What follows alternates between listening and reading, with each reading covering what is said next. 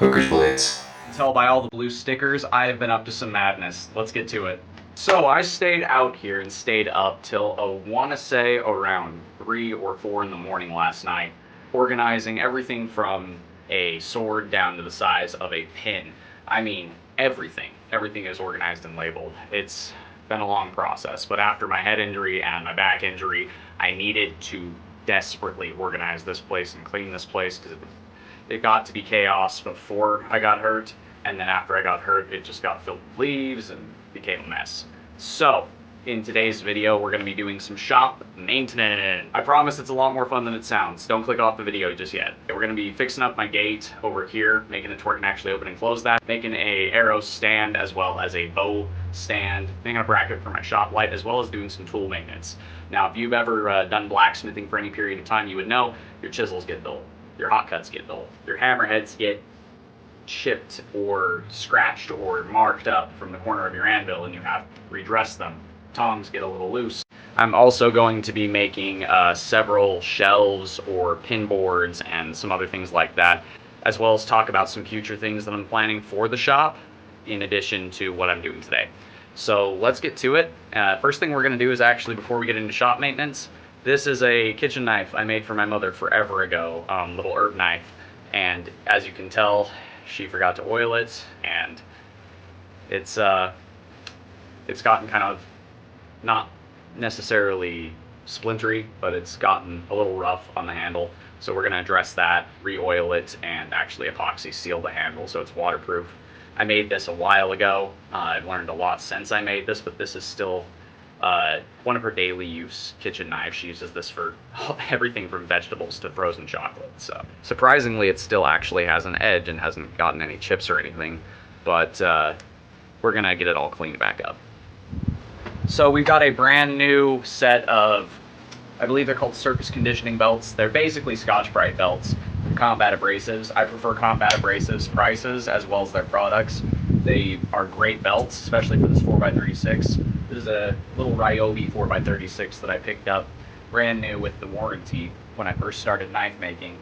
And it obviously, not as powerful as a 2x72 or a 2x54 or anything like that. But these belts help a lot. Having the proper belts for a 4x36, using the tools you have, you can still produce some pretty nice stuff. So let's get this polished back up, cleaned back up, and smoothed back up so Mom can have some veggies or whatever she wants to cut, frozen chocolate.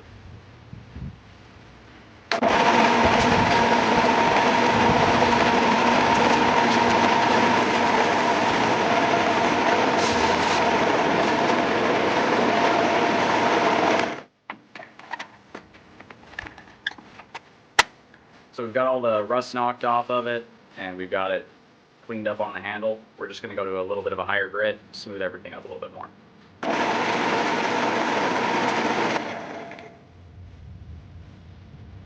Okay, we've got it all cleaned up and smoothed up, and I actually added a little finger stop right here so she doesn't end up cutting herself, because that was one thing that I wanted to fix on this knife as soon as I saw it, was there was no place for the finger to safely rest up here. I mean, I have bigger hands and her hands are smaller, so the handle's more comfortable down here for her, I'm sure, but I wanted to make sure she had a little bit better grip area on that knife. That way she can feel where that edge is and work it a little bit easier. So we're gonna get this oiled and sealed real quick, and then get this back on the kitchen table for my mother.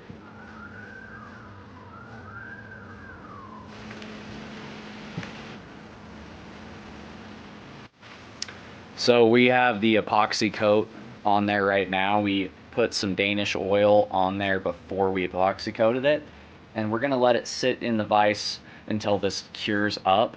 We are gonna come back once it starts to get a little bit tacky, and we're gonna remove some of the excess that's on there so that way it doesn't have weird inconsistencies to it. Next thing we're gonna do is take some of these antlers and make some hangy hooks.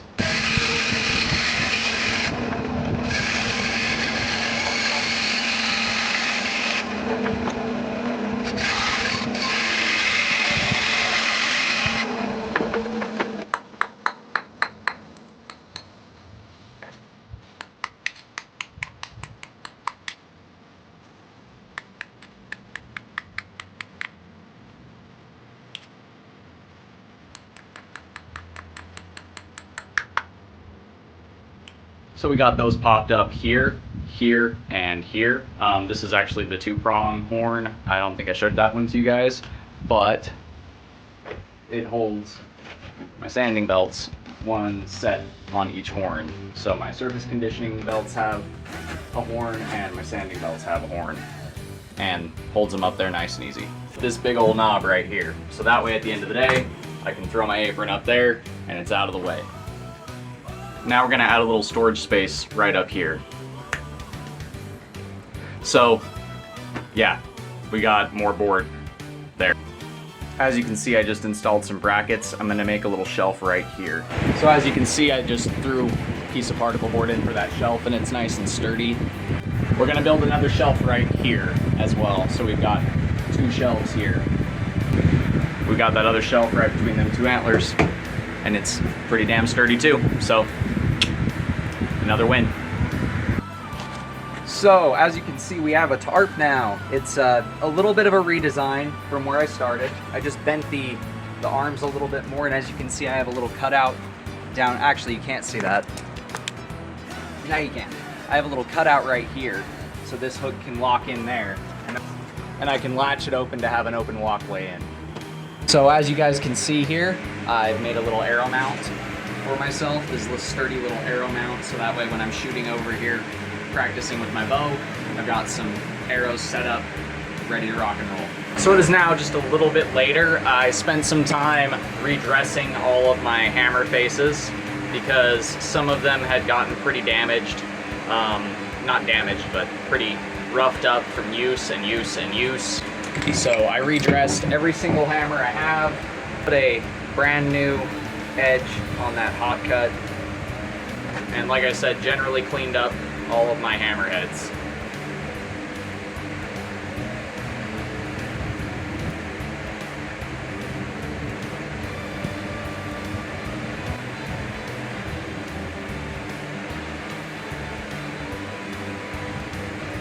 The next day. And the grand finale of all of the projects that I have been working on recently, right behind me.